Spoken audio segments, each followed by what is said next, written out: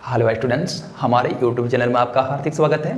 तो चलिए आज हम लोग पढ़ते हैं क्लास 10th में निर्देशांक ज्यामिति या फिर कोऑर्डिनेटिंग ज्यामिति के अंतर्गत किसी कार्तीय तल पर स्थित किन्हीं तीन बिंदुओं के क्षेत्रफल से रिलेटेड क्वेश्चन।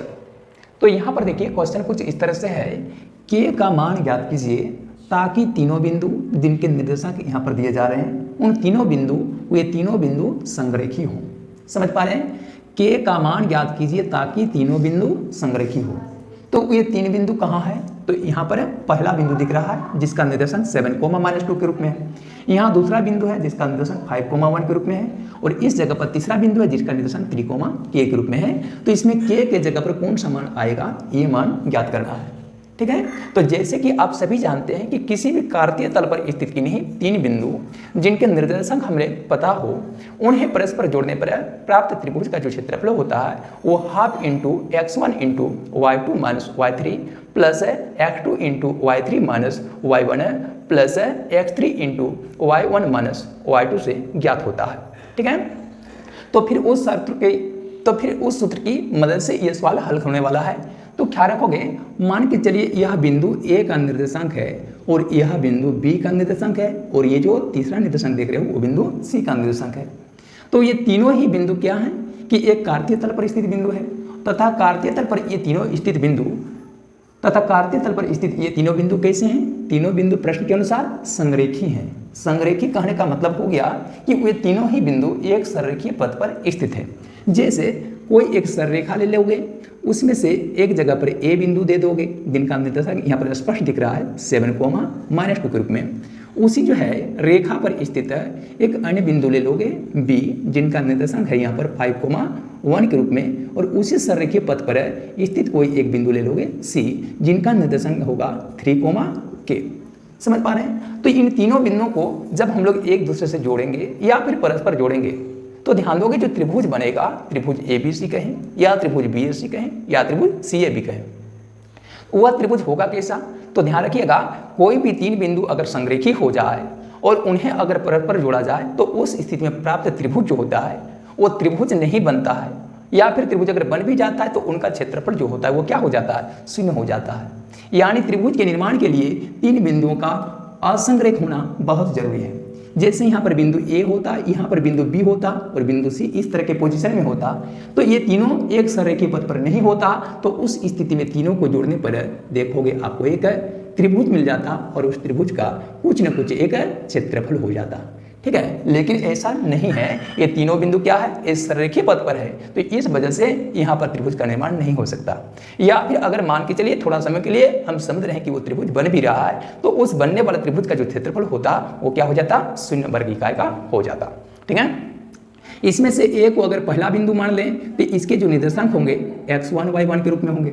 B को दूसरा बिंदु माना जाए तो उनका निर्देशांक x2, y2 के रूप में होंगे और अगर C को तीसरा बिंदु माना जाए तो उनका जो निर्देशांक होगा वह x3, y3 के रूप में हो जाएगा। ठीक है, तो यहाँ पर लिखना है हल में, क्योंकि प्रश्न से बिंदु A, B तथा C संरेखी है। तो अगर ये संरेखी हैं तो एरिया ऑफ ABC कहें या फिर त्रिभुज ABC का क्षेत्रफल कहें, वो क्षेत्रफल क्या हो जाएगा, 0 वर्ग इकाई का हो जाएगा। ठीक है, यानी उस स्थिति में किसी एक त्रिभुज का निर्माण नहीं होता है और तनिक समय के लिए अगर ये मान भी लें कि वो त्रिभुज बन रहा है तो उसका क्षेत्रफल कितना हो जाएगा, 0 वर्ग इकाई का हो जाएगा। तो एरिया ऑफ ABC = 0 वर्ग इकाई। ठीक है, इसलिए याद देकर हम लोग कर सकते हैं एरिया ऑफ ABC। तो याद रखिए किसी भी कार्तीय तल पर स्थित किन्हीं तीन बिंदुओं को परस्पर जोड़ने पर बना त्रिभुज का जो क्षेत्रफल का सूत्र होता है वो क्या होता है, त्रिभुज का क्षेत्रफल का सूत्र हो जाता है। यहाँ पर क्या त्रिभुज का क्षेत्रफल का सूत्र हो जाता है ½ × x1 × y2 - y3 plus x2 × y3 - y1 plus x3 × y1 - y2। त्रिभुज ABC के क्षेत्रफल के बदले में लिखे हो, लेकिन इक्वल टू के उस बार में जो 0 है उसके बदले में तो 0 नहीं लिखे हो, तो अब 0 लिख देना है। लिखना है ना।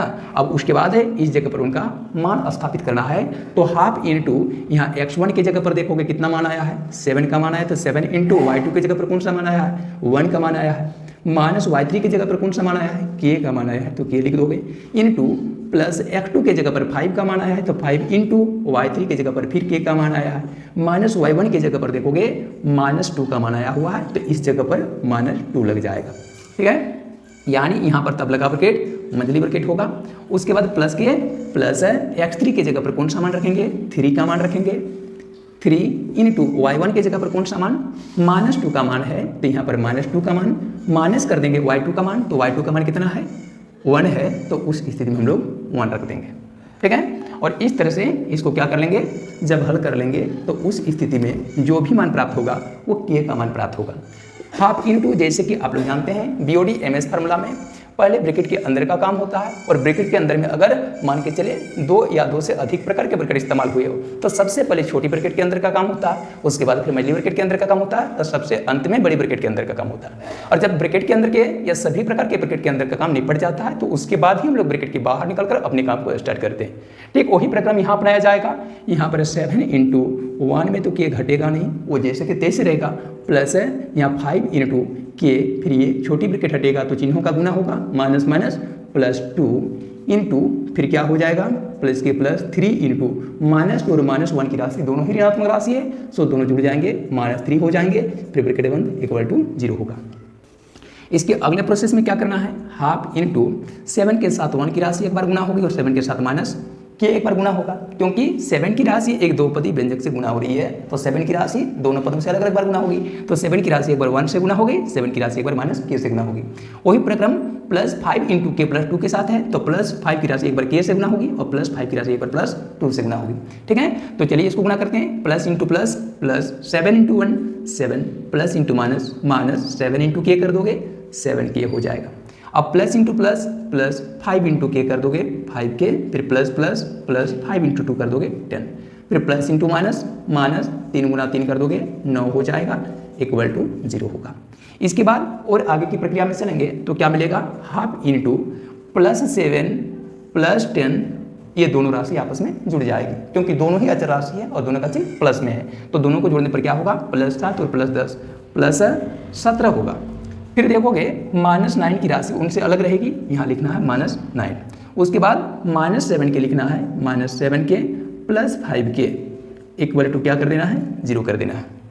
अब इससे थोड़ा और आगे निकल जाना है, तो आगे निकलने पर क्या प्राप्त हो जाएगा, यहाँ देखोगे हाफ इंटू, यहाँ पर 17 का चिन्ह प्लस में है, 9 का चिन्ह माइनस में है, और दोनों क्या है, सजातीय पद हैं, अचर राशि हमारा सजातीय पद है, तो उस स्थिति में 17 की राशि में 9 की राशि घट जाएगी, हो जाएगा 8, और यहाँ 17 बड़ी राशि है संख्यात्मक रूप में, इसमें प्लस वाला चिन्ह है तो ये प्लस आ जाएगा, तो ये प्लस 8 हो गया। अब -7 के अब प्लस 5 के, इसमें से देखोगे दोनों सजातीय पद है, लेकिन एक का चिन्ह प्लस में है, एक का चिन्ह माइनस में है, तो 7k में 5k घट जाएगा, कितना होगा 2k। अब बड़ी राशि संख्यात्मक रूप से 7 है तो उसमें माइनस वाला चिन्ह माइनस होगा, तो -2k इक्वल टू क्या हो जाएगा, 0।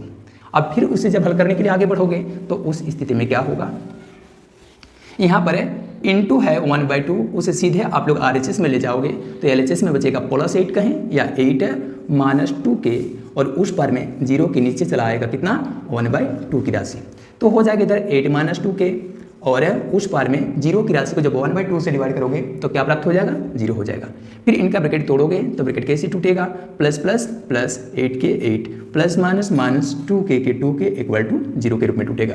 अब -2k इक्वल टू करेंगे तो 0, अब +8 की राशि RHS में जाएगी तो -8 होगा, अब -2k इक्वल टू 0 में 8 घटा दोगे -8 होगा।